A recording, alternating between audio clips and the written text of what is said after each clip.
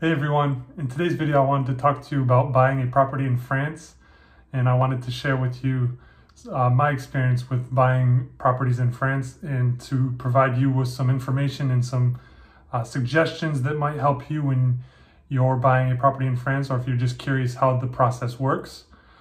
So my wife and I have had the privilege of being able to purchase 2 properties in France so far. We purchased our first property in the summer of 2019. It was a 1-bedroom apartment in which we had been living for 4 years prior to buying it. So we bought it directly from the owners. And the second property we were able to purchase was just last year, a 2-bedroom apartment that we actually purchased through an agency that with whom we were visiting properties. So those are 2 different cases.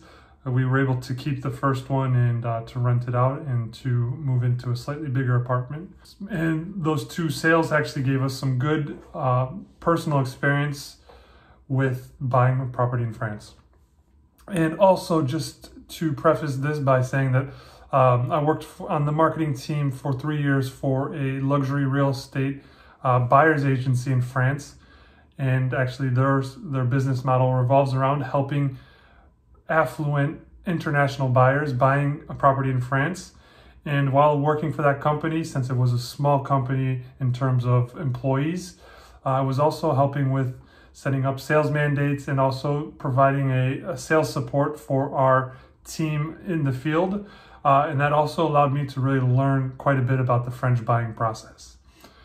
Now, the first thing you want to consider when you want to buy a property in France is to determine how you're going to finance your purchase. So if you're a cash buyer, that's an easy one. Moving on to the next point for those cases, unless obviously you're a cash buyer but you have a currency other than euro, well then you're going to have to look into a foreign exchange, trading expert that can help you trade your currency into euros for the best price, and that is definitely well advised. But in our case, with my wife and I, we financed both of our purchases virtually fully through credit with a French bank or a French mortgage. So in our case, and I think in the large majority of cases when you're financing your home primarily through a mortgage, you have to meet with your banker, your bank advisor, and to schedule an appointment. This is something that is done frequently. You schedule an appointment with your account manager at your bank, and you determine with he or she your purchasing power, with your ability to attain a credit. So it's basically an estimate, and they will take into account several factors, including your age, your salary, your field or your career field. And with that, they will determine what your lending capability is. And so for each time, for both properties that we purchased, each time we made sure that we knew what our maximum budget was, so that we had a maximum budget, knowing that up to a certain budget, we had a very good chance that the bank would lend us the money. So once we had that in place, the next step is obviously, well, for me, it's to find a notary. For the first purchase especially, we didn't have any notaries in mind, because in France, it's a very well-regulated system for purchasing real estate, and the process goes through a notary. And I think a lot of people may tend to make the mistake, if they're a first-time buyer, to make the purchase going through the seller's notary, because the compromis de vente, which is the sales promise, is written by the buyer's notary, if there is one, and the sales deed, or let me say that in the reverse actually. The compromis de vente, the sales promise, is written by the seller's notary, and normally the buyer's notary is the one that would write the sales deed, so the final sales deed of purchase. So we had a recommendation from a friend in Marseille who suggested a phenomenal notary, and he's still our notary today. We've used him for both purchases, and we've also used him for other services. And the advantage of having your own notary is this. As a general rule of thumb, the buyer pays for the notary fees. And if you have no matter how many notaries are involved in the process, they split the same fee amongst themselves. So it doesn't matter if you have one notary, two notaries, or I guess in certain cases you could have more than two. The fee will always stay the same. It's a percentage of the price, and it varies, but it's mostly between 7 to maybe 10% of the sales price. So for us, it's no extra cost included. And when you have your own notary as a buyer, that notary is protecting your interests, whereas the seller's notary is more inclined to protect the interest of the seller. So normally, obviously, they have to follow the rules and the laws, but there are cases where having your own notary as a buyer can protect you. And an example would be for the first purchase, there was some expensive building projects that had been voted on by the co-ownership of the building. And that involved re-isolating the roof, so redoing the roofing, and also to redo the facade, which is very costly. And so my notary, representing my interest, negotiated to make sure that there was a clause in the compromis de vente, which is the sales promise. Also can be called promesse de vente. It's the same thing. Promesse de vente, compromis de vente is virtually the same thing. So just keep that in mind. But he was able to negotiate on our behalf that any costs voted on by the co-property prior to the date of the signature of the sales promise would be covered by the previous owner, so the seller in this case, and we would only incur costs of the co-ownership of the building that would be voted on after the signing of the promise of sale, and that we would also have the ability to therefore vote in the upcoming co-ownership meeting.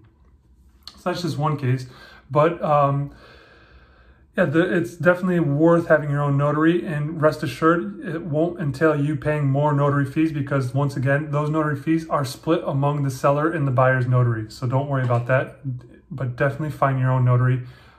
That's very, very much advised.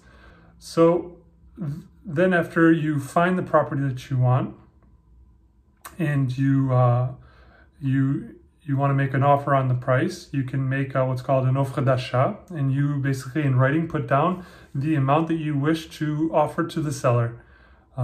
If the seller doesn't accept, then you can negotiate from there. But let's say the offer is accepted, and normally the seller will sign the offre d'achat, the sales offer, and will say that he agrees to the offer. And at that point, the seller is binded to the sale. If he's agreed to that purchase offer in writing, in signature, in most cases, he is binded to the sale, whereas the buyer has many occasions throughout the buying process to actually decide to not proceed with the sale and will not incur any penalties. So in that case in France, what I really like is that the buyer is very protected.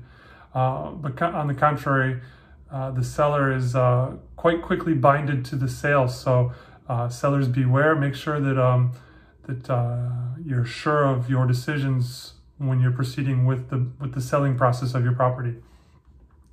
So once the offre d'achat is accepted, you need to go to your notary for the notary that you've chosen to represent you as the buyer, and you need to inform him that the offer has been accepted. And at that point, the notary will then begin writing up the sales promise, the compromis de vente, and he or she will ask you for lots of different information which you will have to provide. And he or she will also be working with the seller's notary to have all that information, because the seller's notary is the one who registered or recorded the sales deed, so they will have a lot of that information already available.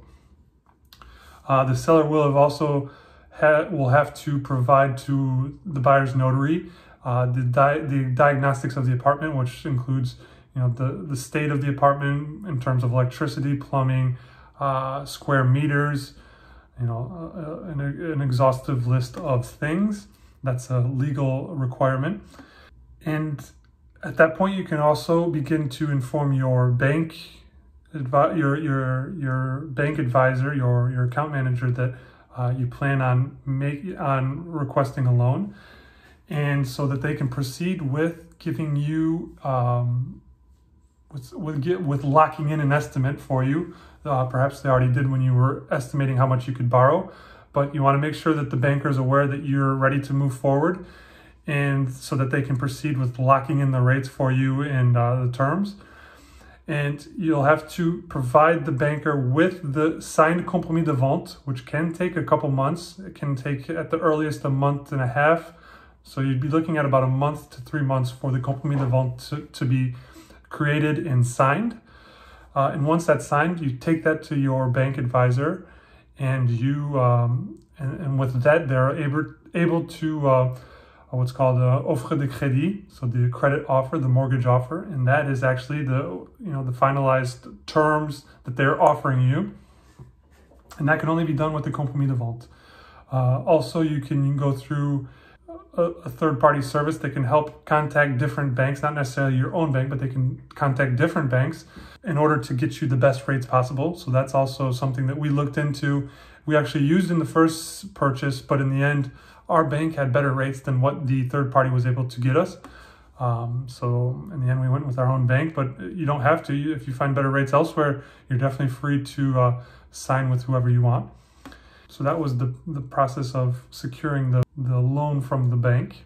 Once the loan has been approved, which can take up to, for us, each time it was about a month or so.